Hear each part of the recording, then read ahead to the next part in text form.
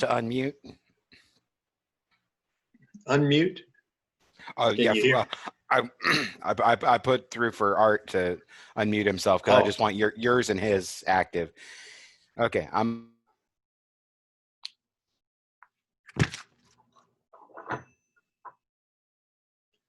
Good morning. Good morning. Welcome to the Unitarian Universalist Church of the Hill Country. We are glad that y'all joined us today. I am Mike Burkett, and I will be the service associate this morning. We again welcome Art Severance to our pulpit, our virtual pulpit. Art is a retired UU minister, and we are always glad to have him. I see on the screen that we have one visitor, Tanner, who's visiting Janet and Brian, and we welcome him.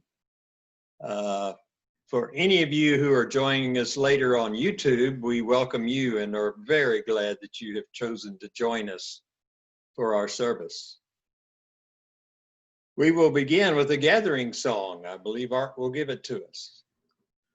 It's a song by Richard Farina, the husband of Mimi Baez, who of course is the sister of Joan Baez.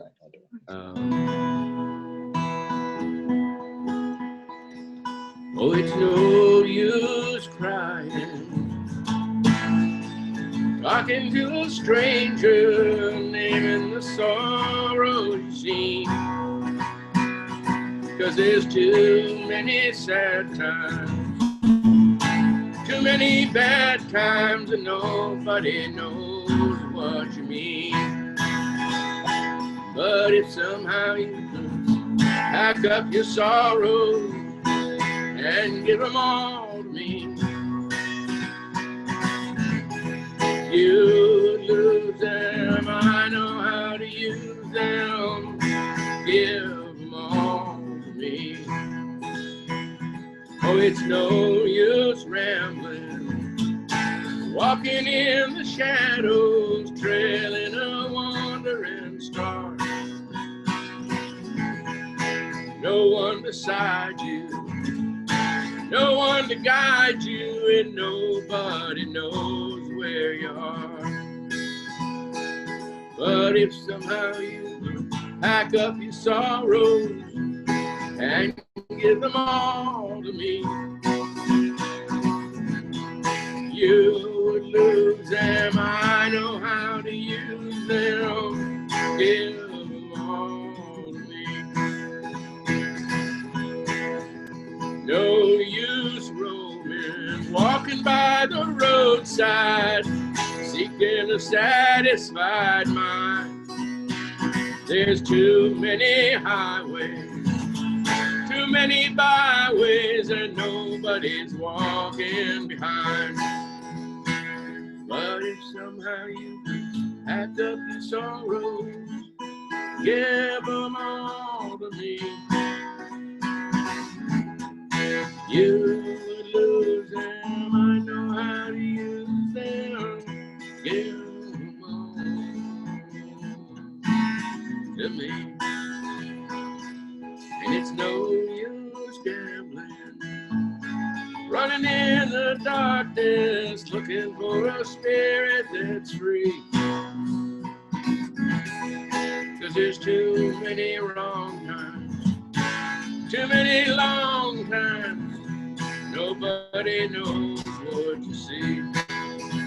But if somehow you could pack up your sorrows, oh, give them all to me, and you would lose them. I know how to use them. Give them all to me.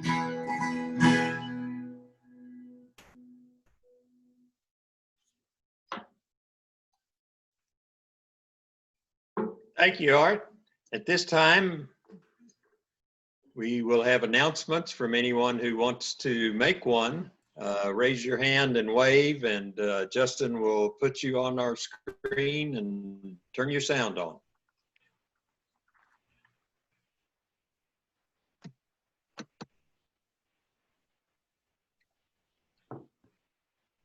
Okay. Thank you. This morning, as in many Unitarian Universalist churches around the country, we light our chalice for a variety of reasons. This morning, we illume this challenge because we seek.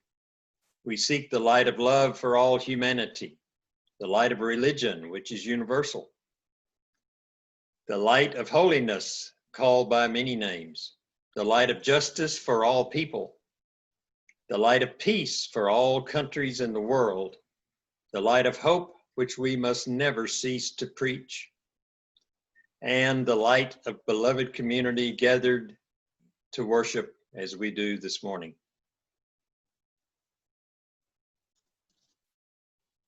Art, you have some opening words? Yes. These are from the Jungian psychiatrist Jean Shinoda Bolen, from her wonderful book, From Close to the Bone, Life-Threatening Illness and the Search for Meaning. From the standpoint of the soul, a life-threatening illness is a spiritual journey, an adventure, or an ordeal, or an initiation that is undertaken by the patient and can be shared by others. The possibility of losing a sense of meaning as well as losing life are shared by others. The possibility of losing the possibility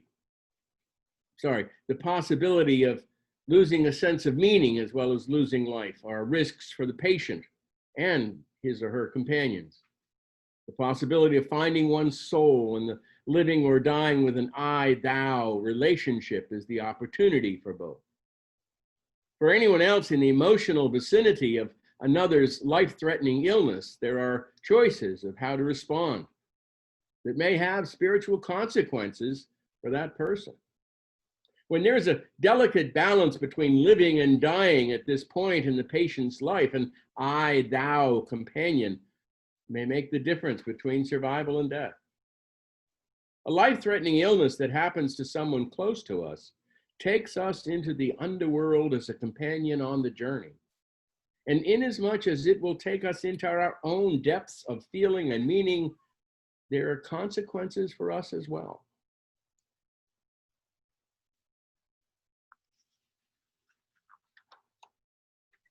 Thank you. Justin will put our affirmation on the screen here in a minute, and once it is put up there, join me and let's all recite our affirmation. The doctrine of this church is love.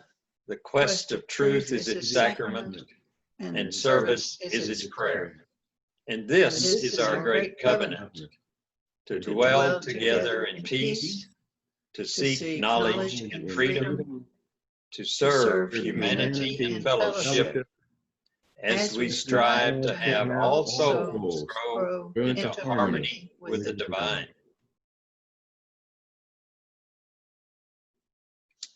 We have another reading this morning. It's from the author of Love, Medicine, and Miracles, Bernie Siegel, MD. It's entitled Embracing Change to Find the Gift in Adversity.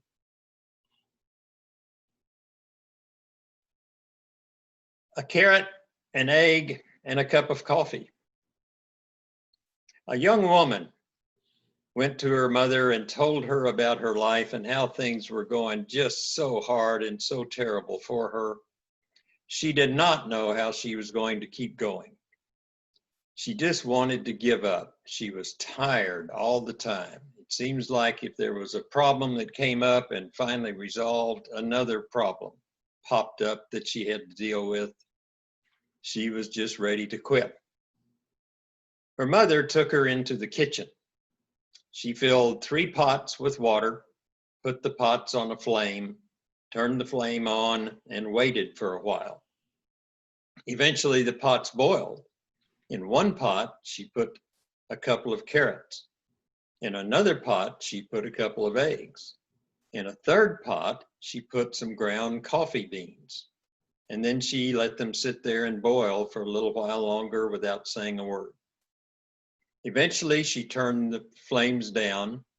She pulled the carrots out and put them in a bowl. She pulled out the eggs and put them in another bowl. and she poured the coffee out of the pot and into a third bowl. Then she turned to her daughter and said, "What do you see?" And her daughter said, "Well, carrots, eggs, and coffee, of course."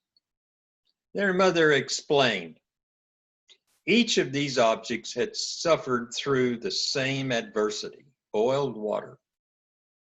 The carrots went in hard and crunchy and strong, but after being subjected to that boiling water, to the adversity, they ended up weak and limp and soft. The egg went in fragile with only a thin shell, but after being subjected to that adversity, it came out strong and firm. The coffee, however, did something completely different. It was unique. It had changed the water. "Which one are you?" the mother asked the daughter. "What adversity knocks on your door? Then how do you respond? Are you a carrot, an egg, or a coffee bean?" Now, I could talk a little longer about this meeting, but I think you get it all. The better way is that you might get to know yourselves better by answering that question. I'm not sure who said it, but I was told life is like surgery without anesthesia. How we respond to pain and loss is what it all boils down to. The boiling has its place in our lives. When our pain and difficulties become a labor pain of self-birth, then it hurts a lot less. Amen. At this time, we will have our virtual offertory and just remind all of you that our expenses go on at the church, and you can drop your contributions in the mail, and it would be deeply appreciated.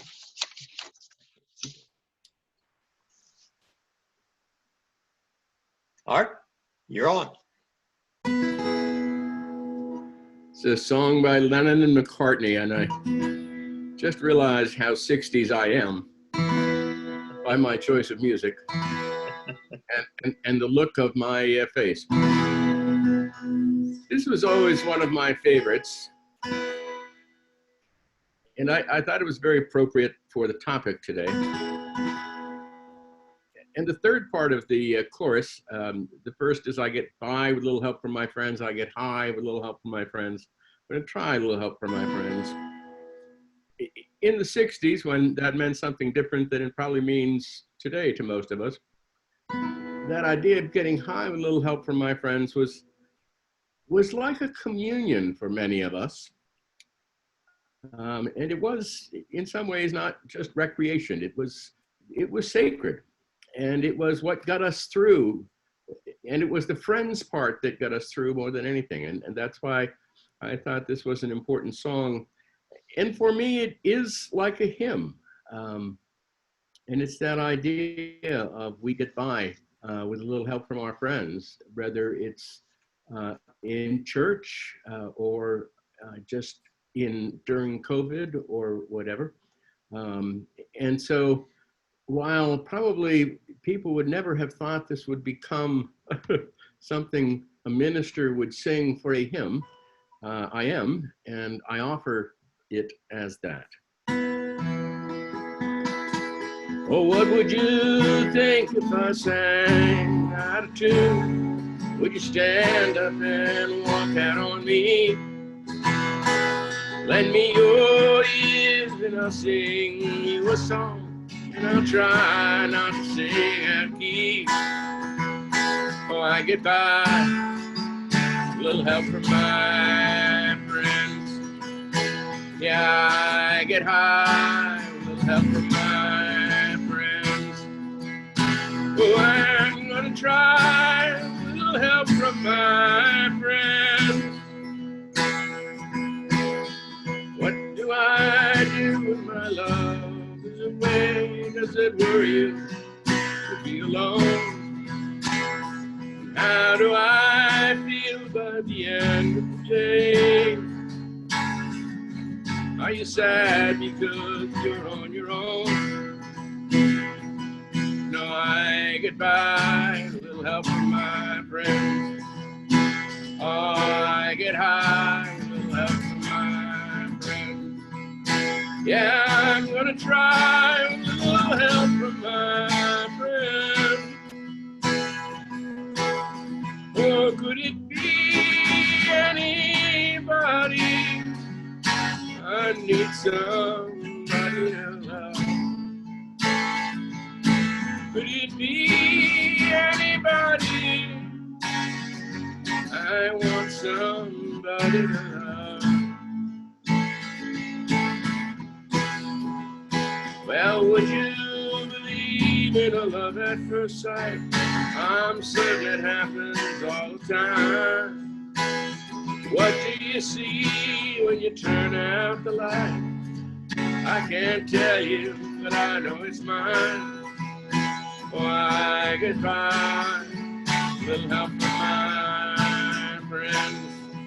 Yeah, I get high, little help from my friends. Oh, I'm gonna try with a little help from my friends. I'm gonna try with a little help from my friends.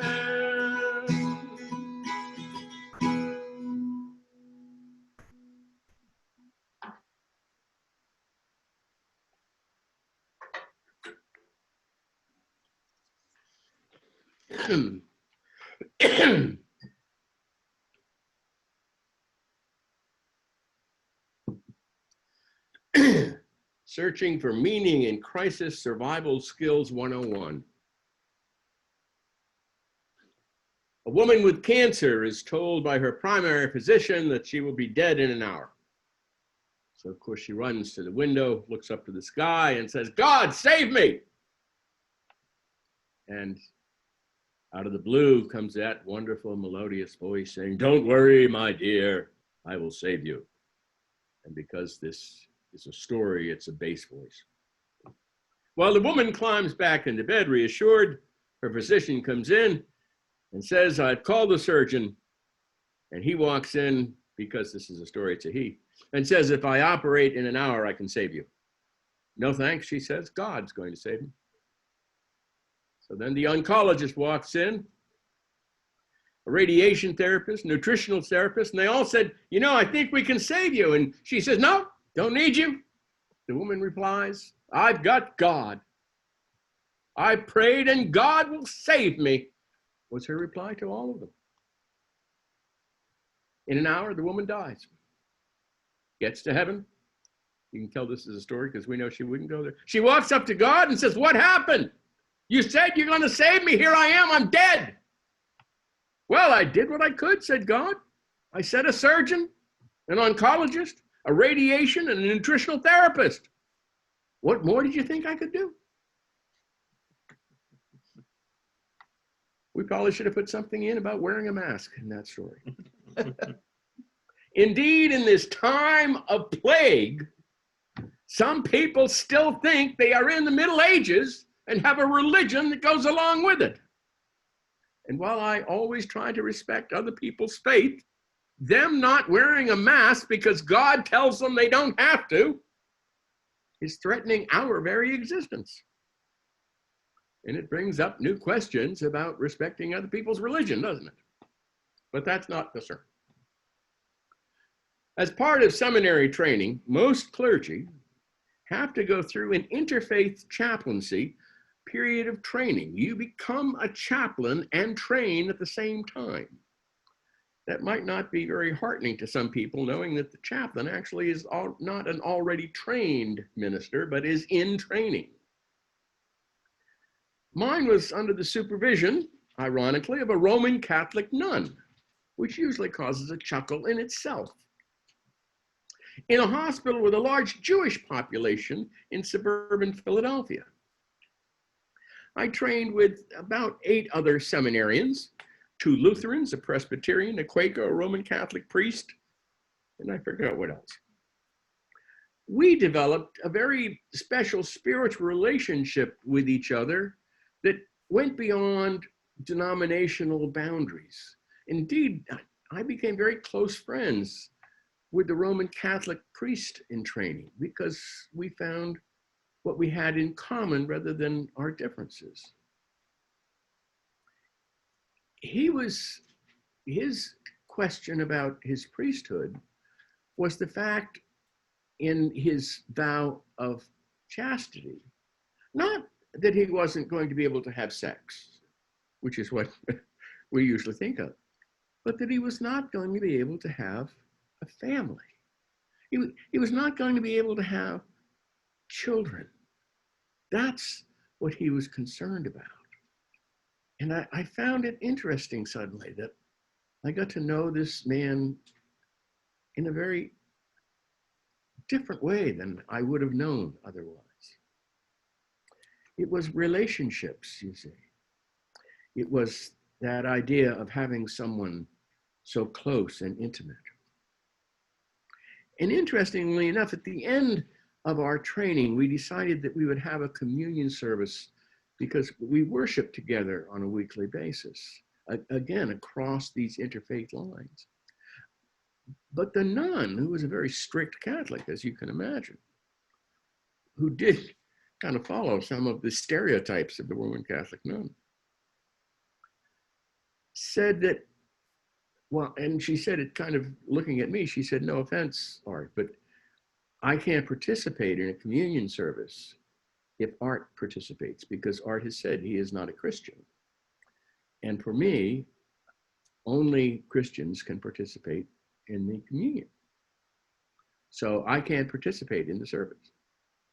The other seminarians, including the Roman Catholic seminarian, decided that it was more important to include me in the service than it was to include our supervisor nun, and said, well, that's your decision then, sister.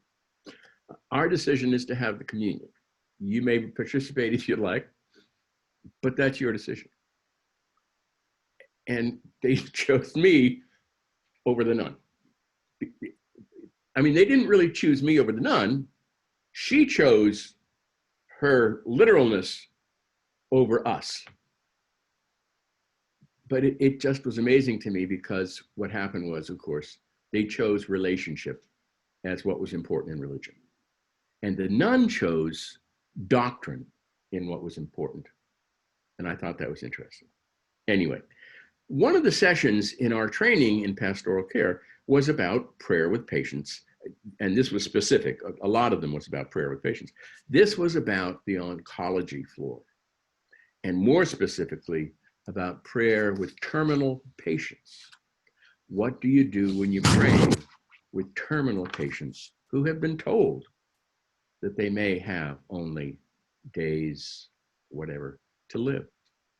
And what she counseled us was not to pray for miracles, not to pray for a cure, not to pray for the saint to come down and do things, not to pray for things that God couldn't deliver. She encouraged us instead to pray for things like strength, courage, hope, love. And as the doubter and skeptic in the group, of course, that made perfect sense to me because that's what I'd been praying for all the time with people. But I pointed out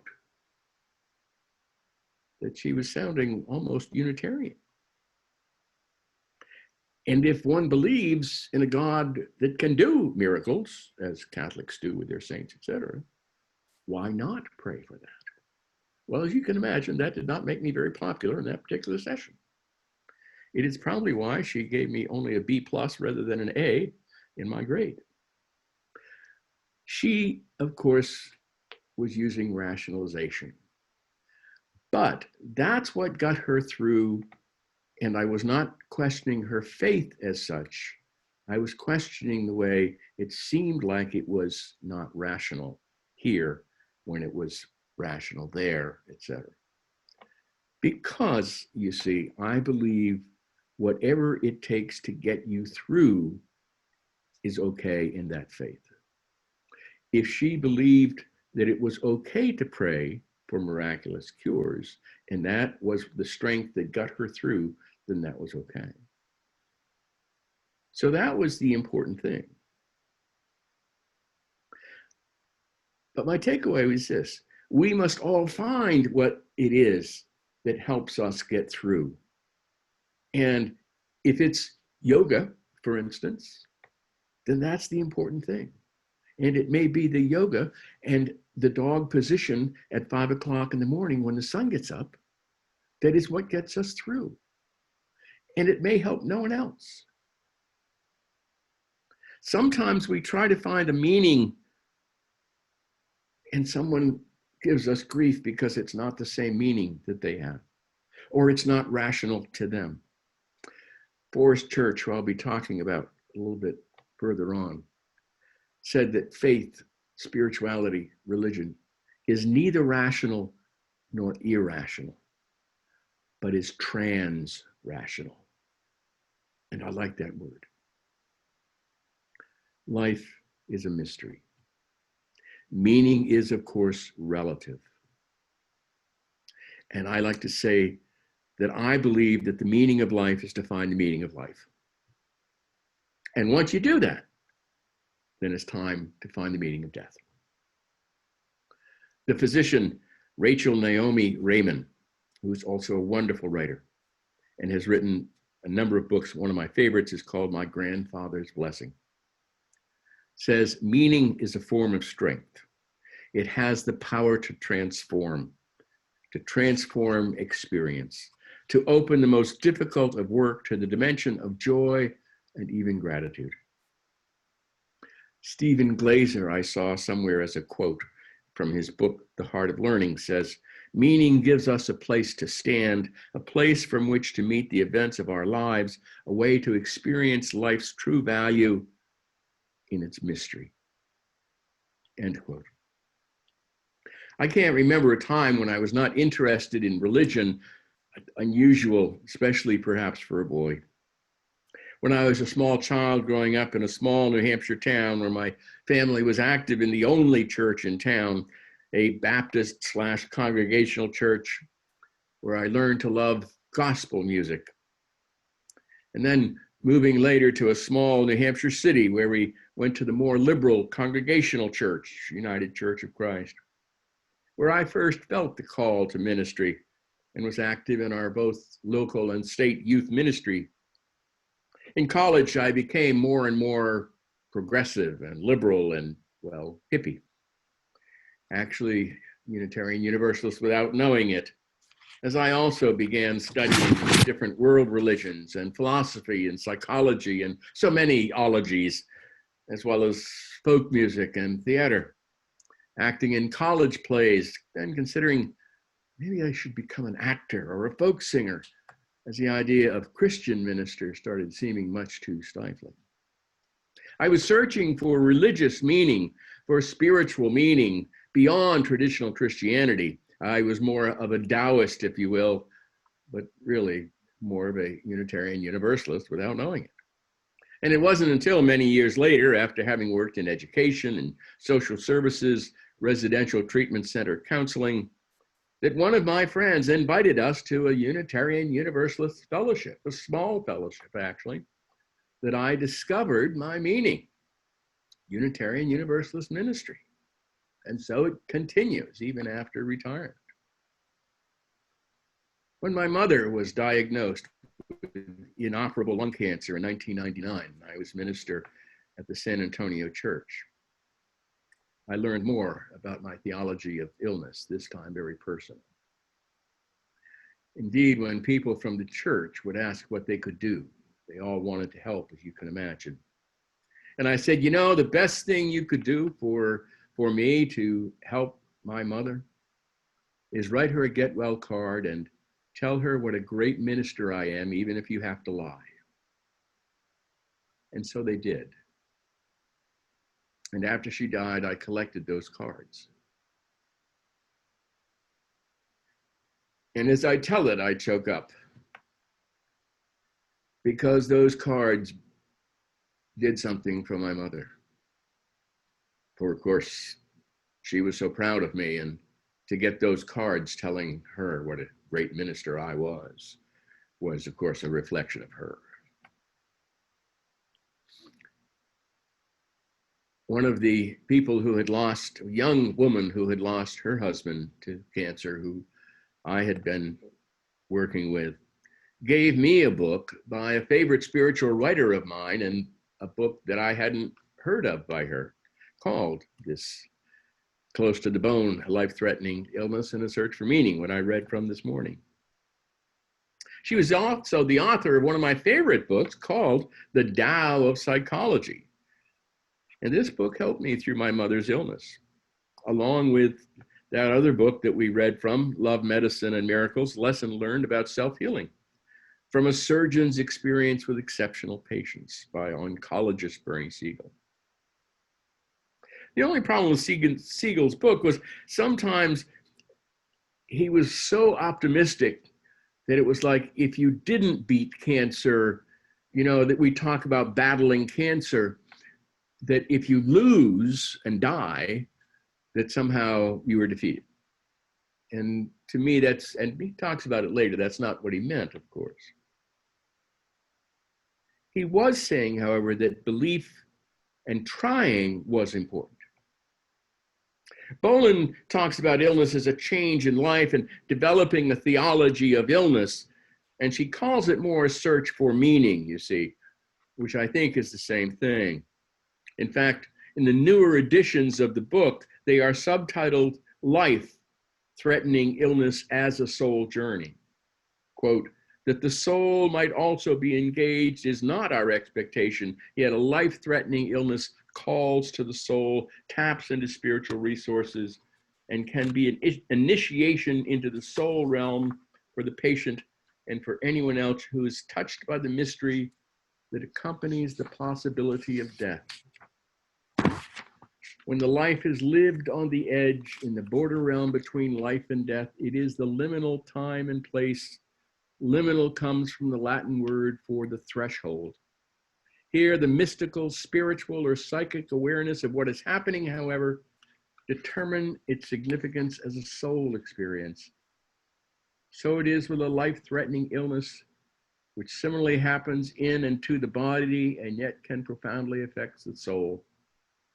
I believe that the illness can be a call to consciousness, a wake-up call, someone would say, that illness involves a descent into the depths and an exposure to what we fear.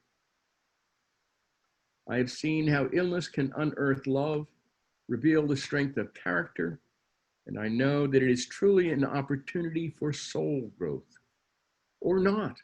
I believe that the stories and myths, dramas and mystical experiences that can become more vivid during illness, and that integrating soul knowledge from these sources into ordinary life makes life as well as death meaningful. These were books for both the spirit and the hospital room, if you will, and I've returned to them and used them over and over again.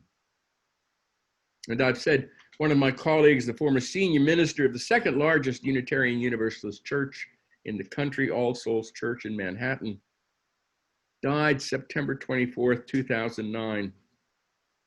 4 months after I had read and been deeply inspired by his last book and his struggle with terminal cancer. It's called Freedom from Fear, Finding the Courage to Act, Love, and Be. And he wrote, death is not life's goal, only life's terminus. The goal is to live life in such a way that our lives will prove worth dying for. This is where love comes into the picture. The one thing that can't be taken from us even by death is the love we give away before we go. Today, he says, I turn to the dual theme of love and death with a new sense of urgency. On February 4th, I informed the members of All Souls that my esophageal cancer, first diagnosed and treated in the fall of 2006, had returned with a vengeance, and my time remaining was likely to be determined in months, not years. And I came up with a mantra that has served me well in sickness as it did before in health. Want what you have, do what you can, Be who you are. I call this thoughtful wishing, wishing for what is ours here and now, to have, do, and be. He spoke of death in a way that he knew it would come soon for him, and yet knowing that he was ready. Death, he wrote, was love's measure. Not only is our grief when someone dies testimony to our love, but when we ourselves die, the love we have given to others is the one thing that death can't kill. Only our unspent love dies when we die, love unspent because of fear. End quote. We must, of course, find our own way and our own meaning. But we don't, indeed, we can't find it alone, nor do we ever have to be alone. We have each other, even if it's only on Zoom. Some years ago, I wrote a poem called Cancer for a dear friend who was dying of cancer. Later, I changed the word to illness and have used it for that. So I share this poem with you that I now call Illness. When illness comes, as it does so dreadfully often, we must gird for battle or just lie down and go to the last and most restful sleep of all. Sometimes it comes down to how much we want to live, what we have to live for and toward, or who's there beside us, around us, and especially what's inside us. And other times it just doesn't seem to matter. When illness carries away even the happiest, strongest, most loving, and most loved. Love and laughter always helps, like a candle in the dark. Despair of illness, or a campfire in the cold night woods of disease. So always carry marshmallows, waterproof matches, sit-upons, and plenty of jokes. Illness calls for finding true grit, seeking the Holy Grail, that chalice of meaning, purpose, fortitude, and finally faith in life and love, which some call God, or the good which some people fight for, while others leave unnamed. Yes, the biblical story of Job can't help but come up. Is illness a punishment, a divine test? Forgive me if I don't like that kind of God who would do that. An original sin? Jesus never mentioned it. Listen, life is a mystery and a journey. It may have no end, none can truly say. But I am for how we live the journey, making the destination part of the same mystery as the creation of the universe. May the God of love surround us, looking suspiciously like our loved ones, and the various medical personnel hovering around the hospital or hospice room, end quote. We must learn, I believe, that we need each other now more than ever, even if it's only by Zoom. I sometimes think this COVID virus is Mother Earth's way of cleansing the environment, hinting or perhaps boldly saying that we humans are expendable and have messed it up so badly that we may be replaced if we're not careful and don't start wearing masks. Historically, population shifts have occurred with the various plagues that have changed the world dramatically over time, and one wonders how we will be changed by this and what lessons we still have to learn. I also believe, as you probably know and have seen, in humor. Alan Rice and his colleagues at Stanford University used neuroimaging to peep inside the heads of volunteers and watch which brain regions grew active when they exposed the subjects to a series of 42 cartoons deemed side-splitting by a cohort of similar age and background. The neuroimaging revealed that comics roused not just the modem thinking cortex used to analyze the jokes, but the brain's ancient reward circuits, the mesolimbic regions, those same dopamine-rich areas triggered by alcohol and mind-altering drugs. You see, that's why I use humor in my sermons. That's what I want to do with them, you see. Another researcher, Bruce McElwain, said, perhaps the oldest of all stress remedies are two I've always believed were best at undoing the damage of a day: humor and companionship. Now science is confirming my suspicions. People with strong social networks fare better in coping with stress, immunity, and heart disease. Social support is a powerful talisman against stressful pressures. And so is a good laugh. If you remember the Norman Cousins research that he cured himself by watching Marx Brothers movies. And in the Sufi tradition, the mystical element of Islam, Nasruddin, my favorite saint, the mullah, is a wise fool and jester who speaks the truth through foolishness or humor, and is a beloved character who takes on many guises. Like Nasruddin, the student who was pushing the raft for the schoolmaster, and he made a grammatical mistake in his speech. And tell me if this doesn't remind you of Unitarian Universalists that we all know. Have you never studied stupid grammar, you dolt? Asked the schoolmaster. No, said Nasruddin. Well, in that case, boy, half your life has been wasted. Well, Nasruddin said nothing, and halfway across the river, a fierce storm blew up and the water turned choppy. The tiny raft was taking on water and sinking quickly. Nasruddin dropped the pole, removed his shoes, and tucked them into his belt and said, have you never learned to swim, sir? No, you fool, I cannot swim a stroke, and you should never use a double negative.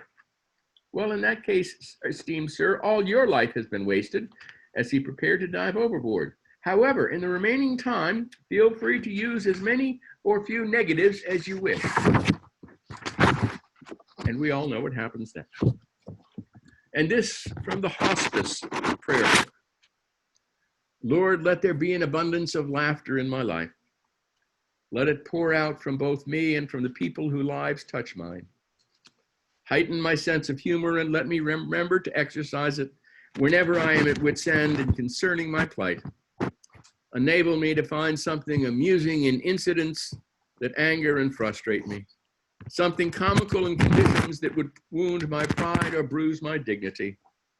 Lead me to see that it is better to laugh at myself than to weep self-tears of pity, better to poke fun at my circumstances than to be undone by them. End quote. The great Catholic writer Henry Nouwen, in his book From Resentment to Gratitude, has a quote that I have used over the years when talking about ministry, but also life, to be inspiring and so true.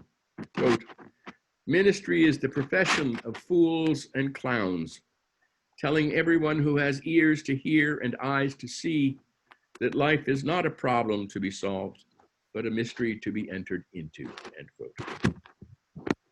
And so let me end with a little story. The daughter in this story reminds me of my little granddaughter, Evelyn. A father took his small granddaughter with him to town one day to run some errands. And when lunchtime arrived, the two of them went to a family diner for a sandwich. The father sat down on one of the stools at the counter and lifted the girl up beside him. They ordered lunch, and when the waiter brought the food, the father said, now, honey, we're going to just have a silent prayer. Dad got through praying first and waited for the girl to finish her prayer, but she just sat with her head bowed for an unusually long time. When she finally looked up, the father asked her, what in the world were you praying for all this time? And with the innocence and honesty of a child, she replied, how do I know? It was a silent prayer. May we find love and wisdom, and the wisdom that life is worthwhile, and may we give that love to others that we are seeking as well. May we invite the stranger in from the cold and intolerance to a warm, tolerant openness.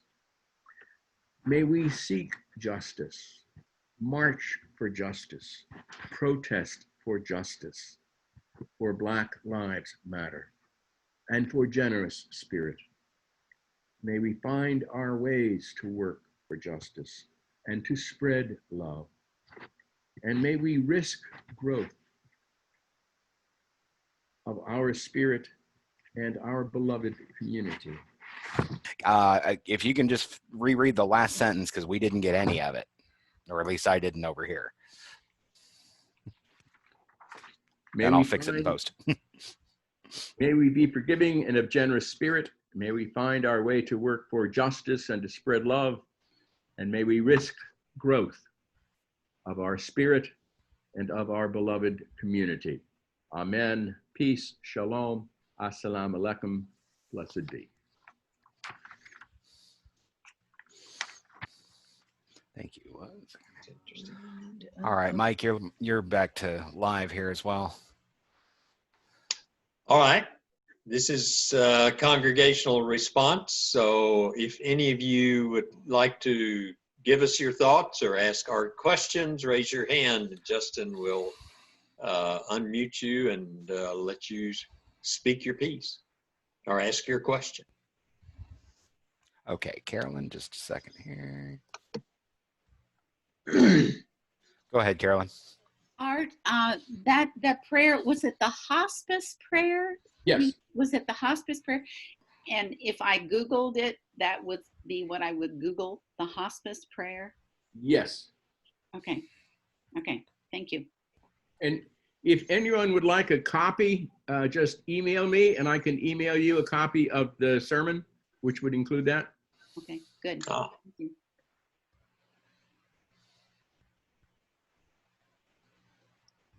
And Justin also records this, right?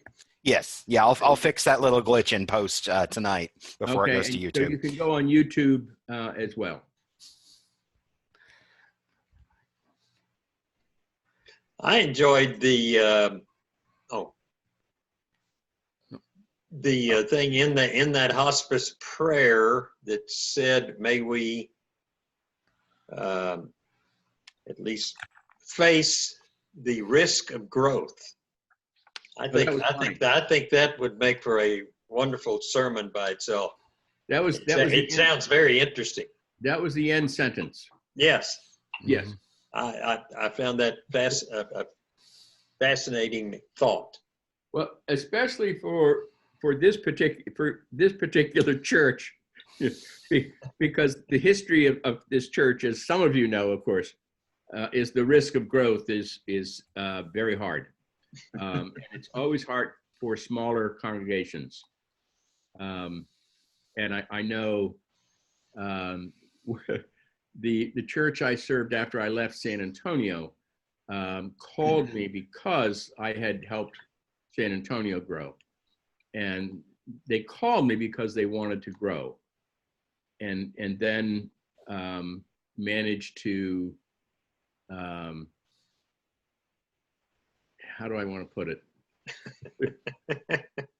Everything I suggested for growth was voted down. Because of course, indeed, what they wanted was growth without change. Okay. Exactly. And so they wanted to grow but stay the same. The example I'll give you is the music. Their music director, and this was, I mean, your church right now is made up primarily of older people. Okay, because Kerrville is made up of older people. Okay, but this was a multi-age church. Okay, so the music director was an older woman. The choir was made up of older people.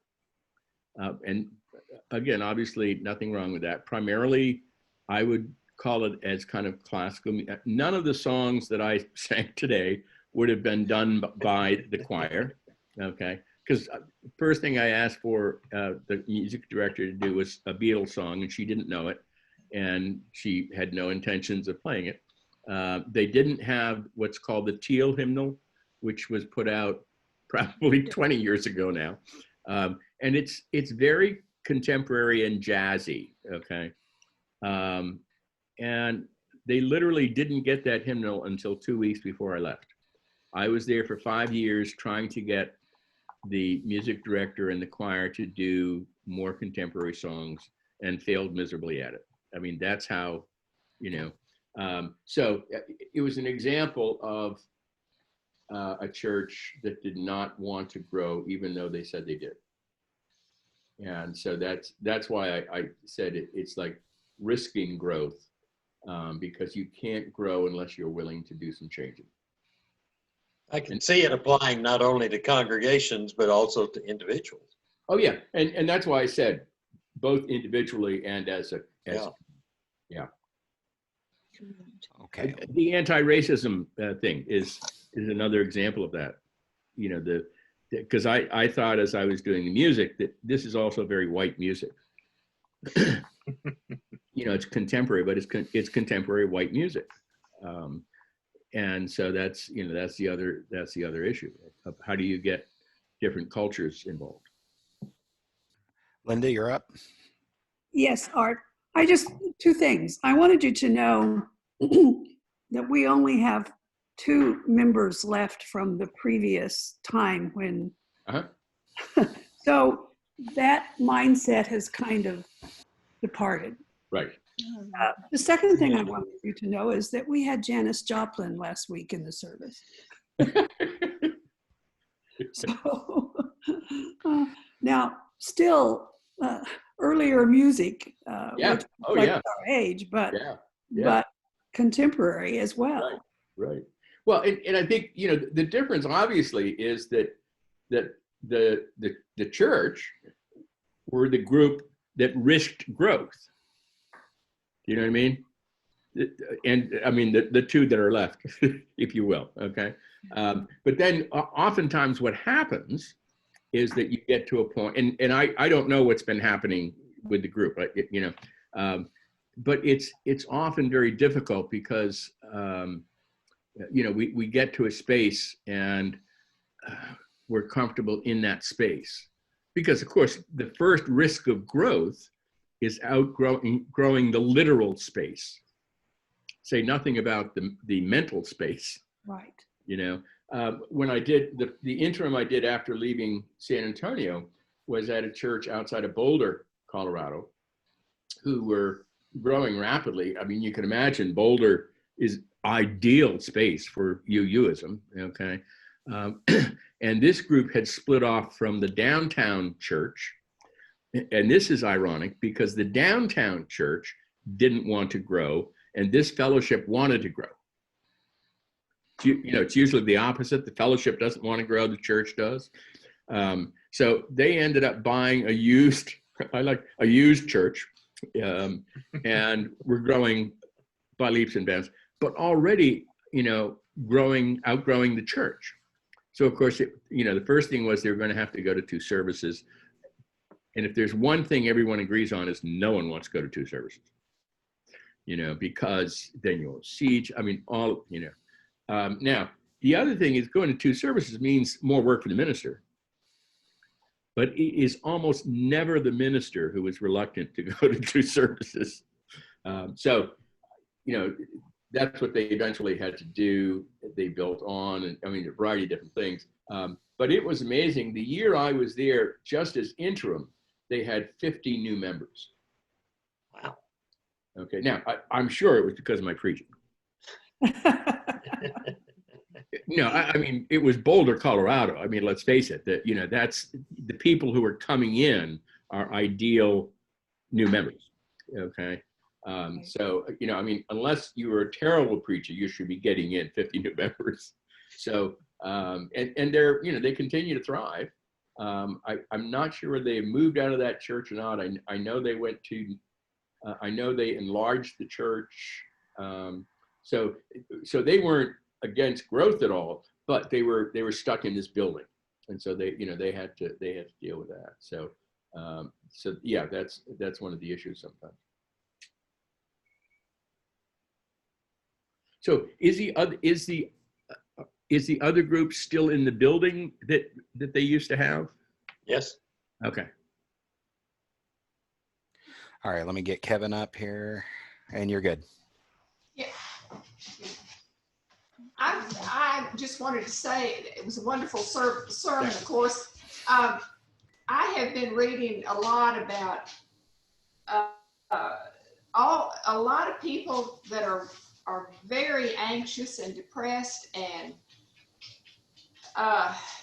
discombobulated about the pandemic, and was thinking that I'm probably an extremely shallow person, because other than not having restaurants open for a while, it didn't seem to, and not going to the airport, which to work with refugees, that was about the biggest thing that I was really at all disturbed about.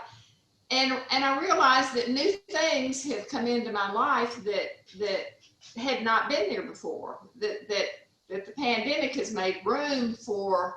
Well, the big example, I think, is that we're turning our guest house into a way station for refugee families that are here, going through, can't go through to their sponsors for one reason or another.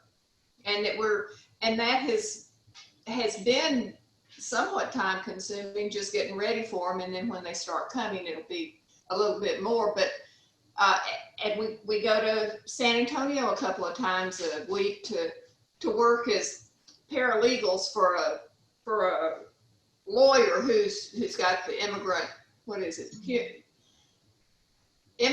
services for human rights or something like that. And I shred papers. I'm the shred head and doing a great job. So other things have come into my life, and one of the things that has kind of amused me about myself is that I'm reading old books that I loved sometimes as a young adult anyway, and some new authors that I've read in some years past and enjoyed, and it's like having old friends. I'm surrounded by old friends, and saving a few of the books now for when I can share them with friends in person. It started just as a getting rid of books that I had too many of, but it's been kind of wonderful to meet these old friends again. And I think you're obviously very shallow. No, I think by looking at the smile on your face and the attitude in your heart, I think that you're a good example of what I've been talking about. You have found purpose in your life. You have a sense of humor that you can say, I must be shallow, and then smile and describe to us purpose and meaning, okay? And do it in such a way that you don't take yourself too seriously. And I say that. I really exactly. And here's your husband with a Tex Zen t-shirt on, who obviously doesn't take himself too seriously. Okay, so that is a good recipe, you see, for surviving, 101, this COVID virus that keeps you busy. You found things to do, okay? So yes, it hasn't affected you because of that, and you've learned how to keep yourself occupied, if you will, with all of that. So, for heaven's sakes, don't even think about feeling guilty because you're not depressed. Okay, I'll try not to. Okay. And thank you for your kind words. Okay. Art, right. I would like to share with you something that many, many members of this congregation are doing even during the pandemic. It's a volunteer ride organization in Kerrville. And it was born with Mike and Karen Burkett doing all of the legwork before we started. But everyone in our organization that's still working with Kirkconnect, raise your hand.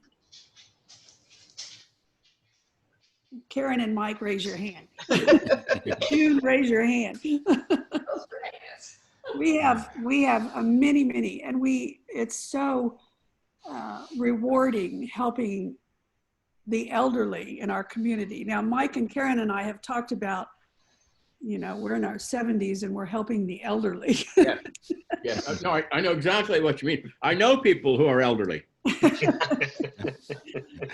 That has been a very rewarding thing, and it's provided some humorous occasions as well. All right, Jill, I saw you had your hand up. Give me just a second. Let me get you back on here. Yeah, and I'll just say while you're doing that, that's another way I think to survive, and that is to be helpful. One of the ways to work on depression is to help somebody else. I want to go back to the metaphor of the carrot and the egg and the coffee, because each one of them goes through pain to get to its ultimate result. Yes. Each one, in whatever way you want to say, the carrot may have gotten soft and weak, but it was still a nutritious food. The egg got hard and tough. It was still useful. The coffee, yes, it changed the water, but each one goes through that crucible of pain to be what it is destined to become. So I love that story and I love that metaphor. But I also want to say, when it comes to getting out there and volunteering and so forth, I think it's really important to understand your own limitations. And Yes. I'm trying not to feel guilty about the fact that I didn't help Justin move. I'm not doing Connect. Yes. The home situation is such that I have to understand what the boundaries need to be. Good. And to be absolved of the guilt of not doing the things that these other wonderful people are doing. Thank you, Art. Jill, don't feel bad about it at all, because it's there. Everyone in this church has done so many wonderful things for our family, and we greatly appreciate it. And honestly, I never could have expected anything like that from all of y'all. But Jill, you and Gary will be invited over soon, and I'll cook something nice for y'all too. I also like that. I like the saying that pain is inevitable, but suffering is optional. Yes. All right, and I have Carolyn and Donna. Give me just 1 second here. We'll start with Carolyn. Yeah, David. Jill has put together gatherings in her driveway for us, socially distanced, seated, to her RT ladies, and just to get together and just be with each other. It's wonderful. You're doing a lot, you're doing a lot. And good luck with Gary on Tuesday. Oh, yeah. All right, Donna, go ahead. Go ahead, Carolyn. I have to tell you a Connect story. I drove a little old lady the other day for the first time, and within 20 minutes, I knew her entire history and all her medical history and her husband's medical history, which were, she just kind of matter-of-factly told me about it all, and it was really pretty horrendous. And so anyway, after we were riding, and at the end, she said something about I live alone, and she found out I lived alone, and she said, "Oh, I was afraid of that, but I was afraid to ask." And she said, "Now listen, honey, if there's anything that we can do for you, let me know." I thought, really? Absolutely. All right, Donna, I've got you up, and then David, I saw you raise your hand.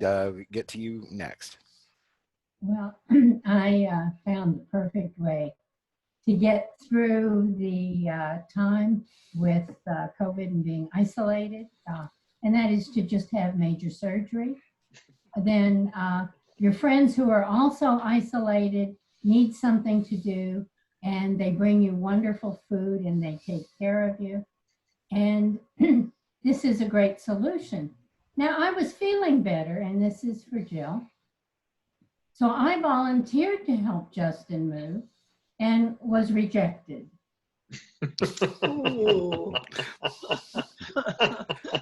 Didn't want you to overexert yourself, but we appreciated the offer. All right, and David, you should have a thing on your screen now.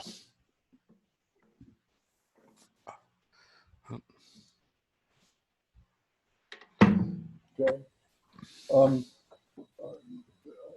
I was gonna two things. One, the stress in the sermon, which I very much enjoyed and appreciated, the stress on meaning and the human need for meaning, and which I think is universal. I learned a lot about that from the anthropologist Clifford Geertz, who suggests that everybody needs meaning, and some people find it in being a sports fan. A lot of people find it in nationalism. Obviously, there's all kinds of both good and bad ways to find meaning in your life, but the need for meaning is universal. And during the sermon, I kept thinking about that and the meaning that we find when we are suffering, but we're also the meaning that that is elusive, and that religion, after many decades apart from religion, to have rejoined religion, for me, has just been a tremendous help in terms of the need for meaning. So that was what I was just kept ruminating on during the sermon.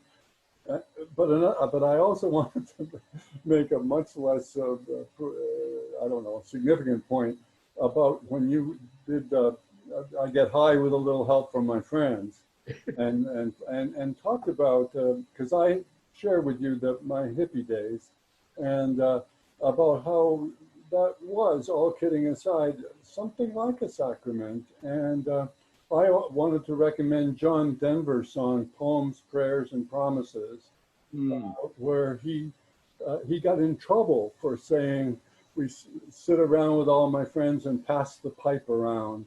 Yeah. And of course, in Rocky Mountain, in Colorado Rocky Mountain High, he again evokes the spiritual connection that comes with that sharing.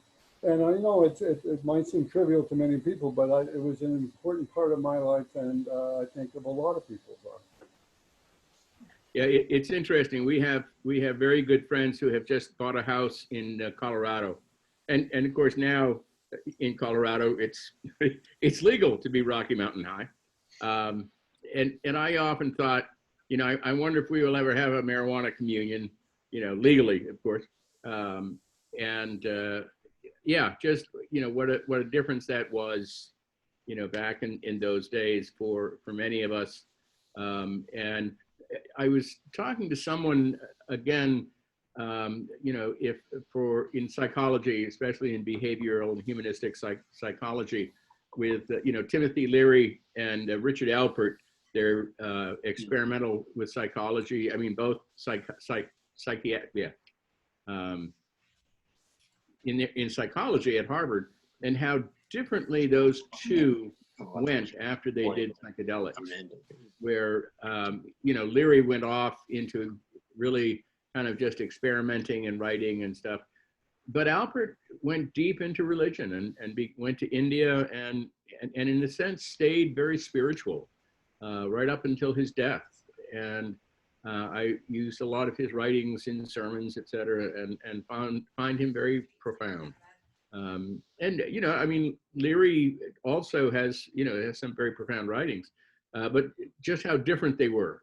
And but both of them went to Esalen Institute, which was a psychological institute, but very drug oriented, etc. And how that was also very experimental, and just how different it was, but how separate it was from the dominant culture for so many years, Well, thanks to you all. Art, are you going to give us Sure. Chalice Extinguish? Oh, I think we had another song too. Yeah. Oh, one more song. Yeah. I'm sorry. There is a song. I'm going to put the words up on the screen. So I like to say this is a song by God that Pete Seeger adapted. It, of course, from the book of Ecclesiastes, which is from what they call wisdom literature. It's in the Jewish Bible. The Christians call it the Old Testament, and basically Pete Seeger adapted it and put it into music. And then it was made popular by the folk rock band The Byrds. And it's one of those songs that folk singers can't really sing unless they have a 12-string. To everything turn, turn, turn. There is a season, turn, turn, turn. Time for every purpose under heaven. A time to be born, a time to die. A time to plant, a time to reap. A time to kill, a time to heal. A time to laugh, a time to weep. To everything turn, turn, turn. There is a season, turn, turn, turn. A time for every purpose under heaven. A time to build up, a time to break down. A time to dance, a time to mourn. A time to cast away stones. A time to gather stones together. To everything turn, turn, turn. There is a season, turn, turn, turn. And time for every purpose under heaven. A time of love, a time to hate. A time of war, a time of peace. A time you may embrace. A time to refrain from embracing. And to everything turn, turn, turn. There is a season, turn, turn, turn. A time to every purpose under heaven. A time to gain, a time to lose. A time to rest, a time to sow. A time to love, a time to hate. I swear it's not too late. To everything turn, turn, turn. There is a season, turn, turn, turn. Time for every purpose under heaven.